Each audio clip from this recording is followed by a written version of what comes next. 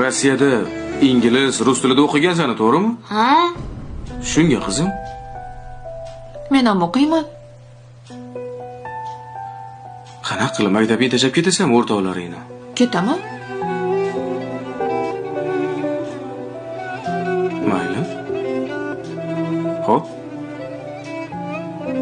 Nima siz bizni ajratyapsizmi? Nima? O'ylab gapiryapsanmi? Qachon bir-biringni ajratganman? Nima deyapsan sen? Biz hech qachon pulli maktabda o'qimaganmiz. O'zi bu yil ochdi-ku maktabini.